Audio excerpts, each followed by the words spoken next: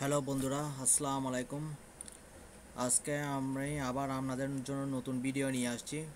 সেটা আগে যেমন দেখাইছিলাম যে এমএস ওয়ার্ড প্রোগ্রামের হোম, ইনসার্ট এবং কিংবা ডিজাইন মেনু।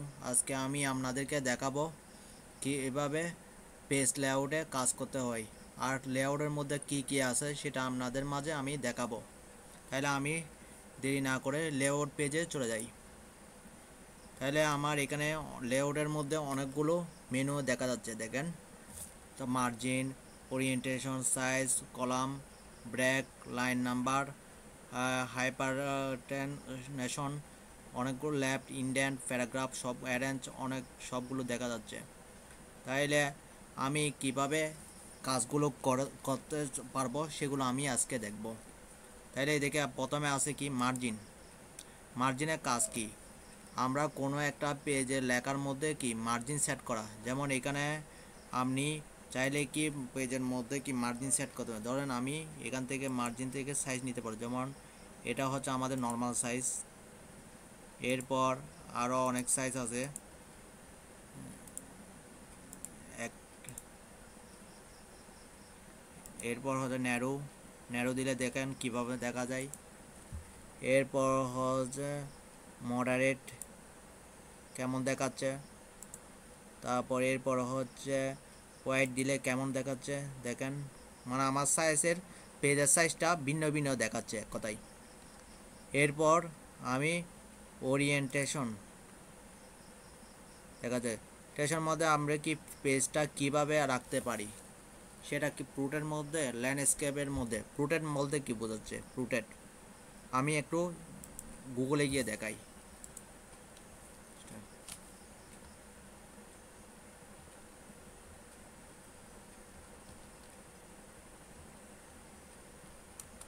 পেজ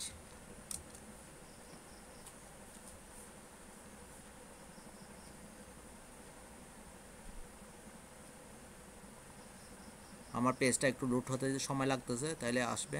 একটু গুগলে আমি চার্জ করে দেখতেছি।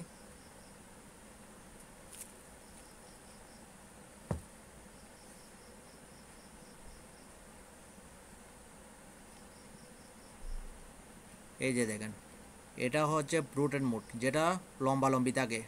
আর ল্যান্ডস্কেপ হচ্ছে কি, এটা কি রাইট এবং কি লেফটের দিকে থাকে, মানে লম্বালম্বি। তাহলে এটাকে প্রুটেড এবং আরটা হচ্ছে ল্যান্ডস্কেপ।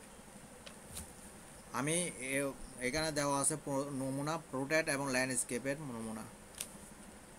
তারপর আরও দেখতেছি, দেখা যাবে এখানে কিভাবে এটা আরও ভালো সুন্দর করে দেখা যাবে।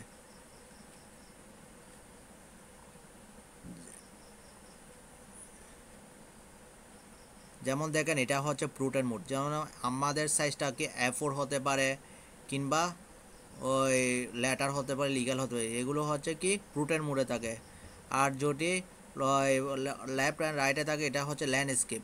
তাহলে আমরা ল্যান্ডস্কেপও বুঝছি এবং প্রুটেডও বুঝছি, সেটা আমরা ওরিয়েন্টেশন এর মধ্যে গিয়ে আমরা কি ওইটা পেতে পারি। এরপর আমি আবার ফিরে যাচ্ছি। এরপর হচ্ছে সাইজ। এই যে আমি বললাম না কিভাবে একটা পেজের সাইজ দিতে, যেমন আমার এখানে লেটার আছে, আমি লেটার দিলে লেটার হবে। তারপর আছে কি লিগাল। লিগাল হলে আমার সাইজটা কি লিগাল পেজে দেখা দিবে, কারণ এটা হচ্ছে লিগাল পেজের সাইজ। এরপর হচ্ছে ওই 3 আছে, A4 আছে। আমরা সাধারণত A4-এ বেশি কাজ করে থাকি, তাহলে এটা এই সাইজটাই হচ্ছে আমাদের A4 সাইজ দেওয়া আছে। এরপর আছে কি কলাম। এই যে কলাম, আমি চাইলে এই জিনিসটাকে অনেকভাবে কি পার্ট করতে পারি। যেমন এখানে টু টু দিলে আমি কি সাইজটা কি এদিকেও একটা কি জিনিস নিয়ে আসতে পারবো। তাহলে এখানে অর্ধেক পেজের মধ্যে চলে, বাকিটা আমি আমি যদি লেখা থাকে সেটা কি এদিকে রাখতে পারি। তাহলে এটাতে যদি 3-তে করি, তাহলে এভাবে 3 লাইনে বিভক্ত হবে। তাইলে এটাতে যদি আমি লেফটে দিই, তাহলে এভাবে আসবে। রাইটে দিলে এভাবে আসবে। তাইলে আমি এটাতে বুঝতে পারলাম। আর যদি এটা যদি আরও আরও আরেকভাবে দেখতে চাই তাহলে এইভাবে এখানে ক্লিক করে নিচে, তাহলে আমি কি এখান থেকে পেজের সাইজটা এখান থেকে ধরেন আমি পেজের সাইজ টপে দিব যে কত 0.5, তার বটমে দিব যে কি 1, আর লেফটে দিব যে কি 1, রাইটে এটা থাক। তাহলে এটা আমি প্রুটেন মোডে দিব, তাহলে আমারটা এভাবে দেখাচ্ছে। দেখেন এদিকে অনেক জায়গা খালি আছে। এরপর হচ্ছে কি ল্যান্ডস্কেপ। ল্যান্ডস্কেপটা আমি দেখাই কিভাবে দেখা যায়। এই যে এখানে দিলে ল্যান্ডস্কেপটা এভাবে দেখাচ্ছে। দেখেন আমার সাইজটা কি লেফট রাইটের দিকে হয়ে গেল। আগে ছিল লম্বালম্বি, এখন সেটা কি লেফট অ্যান্ড রাইটের দিকে। এরপর আমি আরও অপশন দেখব, A4 সাইজ। আমি চাইলে এটাকে A4 সাইজ দিতে পারি, ওই যে দেখাইলাম ওই যে সাইজে গিয়ে ওইটা এখানে গিয়ে দেখাতে পারি।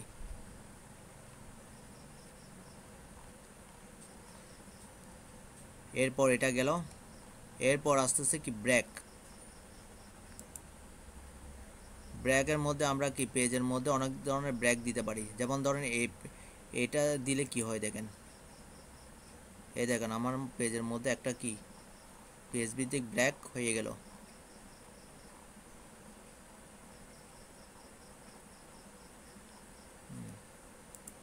খালি। আর এটা কি কলাম, দেখেন আমারটা কি কলাম আকৃতির হয়ে গেল। তারপর ট্যাক্স রাপিং।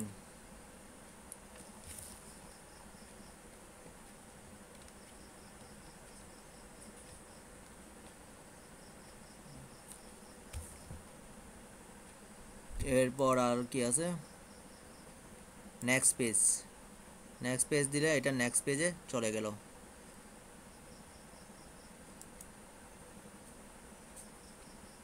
তারপর ইভেন্ট পেজ। ইভেন্ট বলতে কি জোড়, আর ওড পেজ মানে কি এটা কি বেজোড় পেজে কনভার্ট করা হয়। তাহলে আমরা এটা বুঝতে পারলাম। তাহলে লাইন নাম্বার আছে, আমরা চাইলে এখান থেকে লাইন নাম্বারটাও দিতে পারি। তাহলে আমি আগে নর্মাল পেজে নিয়ে আসি এই জিনিসটা।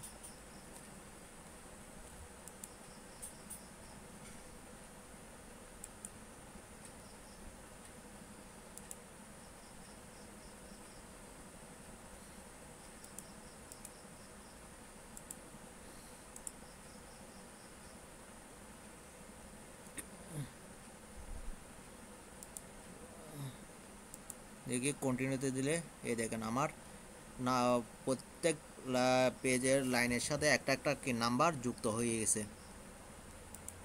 এরপর হ্যাঁ রিয়েস্টার ইজ পেজ কি হয় দেখেন, দেখেন এখানে অনেকগুলো পেজ কি চলে আসছে। তারপর এখানে লাইন নাম্বার অপশন আছে, আপনি চাইলে এখান থেকে লাইন অপশন দিতে পারেন। এখানে ডিফারেন্ট ওড ও অড অ্যান্ড ইভেন নাম্বার যোগ করতে পারেন, যেটা একটা কি ওই যারা বেসিক তাদের জন্য না, এটা হচ্ছে আরও যারা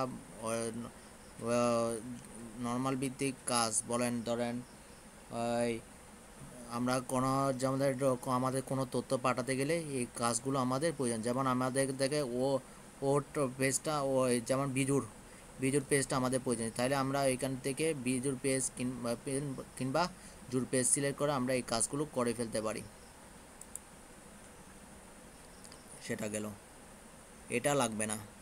তাহলে এটার মধ্যে আমরা প্যারাগ্রাফ বলতে তো আমরা ওইখানে যে সাইজটা দিলে সেই সাইজটা আমরা এখানেও দিতে পারি। যেমন আমি লেফটে 10 দিলাম,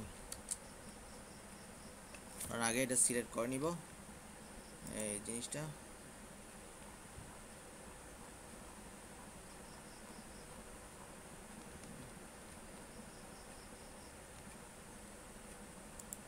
এটাতে 10 দিলাম, তাহলে আমার কি লেফট দূরে জিনিসটা ওদা লেফটের দিকে ওদা হয়ে গেল, ইন্ডিয়ান হয়ে গেল।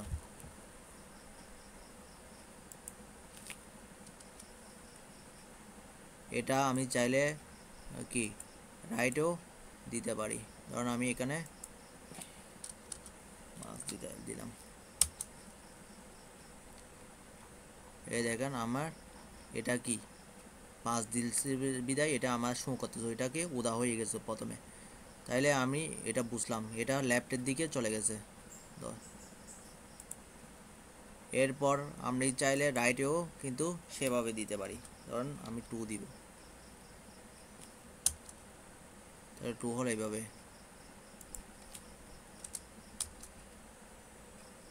এরপরে আমি চাইলে বিফোর মানে উপর থেকে দিলে সেটা একটু করে হালকা চলে আসছে। ধরো আমি আরও একটু বেশি দিই, তাহলে আপনাদের বুঝতে আরও সহজ হবে। এই দেখেন একটু হালকা আরও একটু নিচের দিকে আসছে। তাহলে আমরা যেটা আফটার মানে নিচ থেকে, ধরুন এখানে আমার 5 দিই, তাহলে 5 ইঞ্চি আমাদের উপরে চলে আসছে। যদি এটা আমি যদি আরও দিই, এটা ধরুন 15 দিই,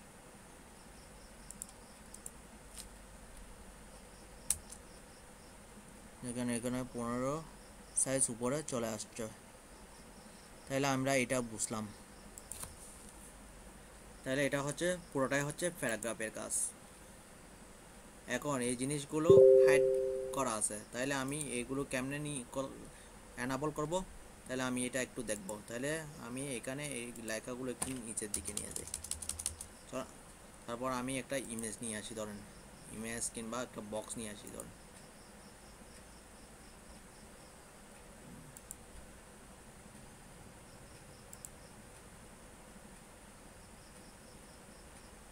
নিতে পারি, কিংবা একটা বক্স নিয়ে আসি, ধরেন এটা। তাহলে আমি এটা নিয়ে আসছি, দেখেন নিয়ে আসার পর আবার লেআউটে যাব। যখন এটা ক্লিক করব, দেখেন আমার জিনিসটা একটু অ্যানাবল হয়ে আছে। যেমন আমি এখান থেকে চাইলে দাগ দেওয়ার পর চারিদিকে বাউন্ডারি দেওয়ার পর আমি আবার লেআউটে যাব। এই দেখেন আমার জিনিসটা কি অ্যানাবল হয়ে আছে। ধরুন আমি এখন চাইলে পেজটাকে বিভিন্নভাবে ঘোরাতে নিয়ে যেতে পারি। যেমন আমি এভাবে দিতে পারি, চাইলে এইভাবে দিতে পারি, মানে বিভিন্নভাবে আমি এটা সেট করতে পারি।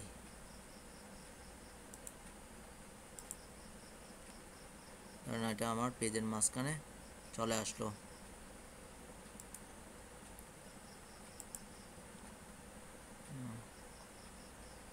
নিচে এইখানে এই পাশে চলে আসলো, তাইলে আমরা এটা বলতে। এরপর হচ্ছে রাফ টেক্সট বলতে আমি ছবিটাকে কি লেখার উপরে দিব না নিচে দিব, এগুলো কাউন্ট করে। ধরেন স্কোয়ার দিলাম,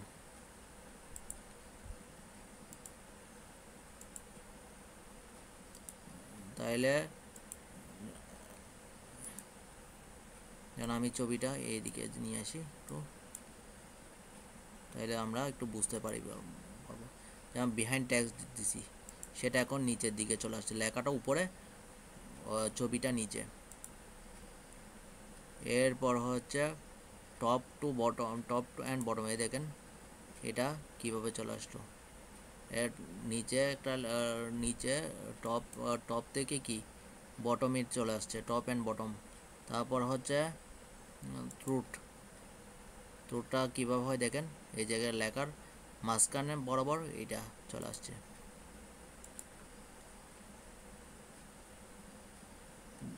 এখানে অনেকগুলো অপশান আছে, আপনার থেকে এগুলো কি ক্লিক করে এই জিনিসটা কাজ যখন করবেন তখন এটা ক্লিক করে এগুলো দেখতে হয়।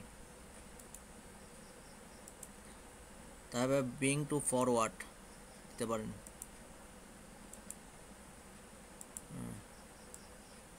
ধরুন এটাকে আমি কি ব্রিং বা ফরওয়ার্ড দিয়ে দিতে পারি।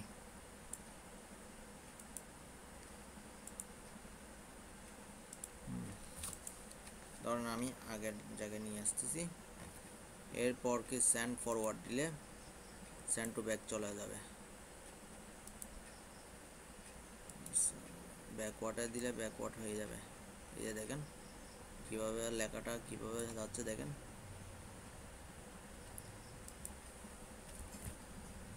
এরপর অ্যালাইন, আমি অ্যালাইনে দিব। অ্যালাইনটার কাজ হলো কি, আমি কোনো একটা জিনিস লেখাকে বিভিন্নভাবে পাশে নিয়ে যাওয়ার কাজটা করে। যেমন এটা সেন্টার হতে পারে, কিংবা লেফটও হতে রাইটও হতে পারে, এইভাবে হতে পারে। তাহলে আমি ছবিটা নিয়ে আসবো আগে, ধরেন এখান থেকে এই ছবিটা নিয়ে আসলাম। তাহলে এটা একটু ছোটো করে নিই।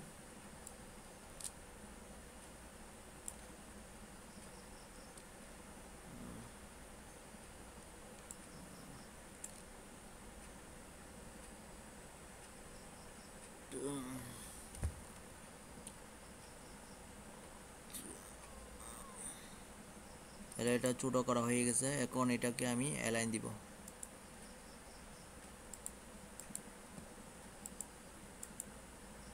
এটা একটা সাইজ দিই। এটা চাইলে আমি এখান থেকে ক্রপও করে নিতে পারি।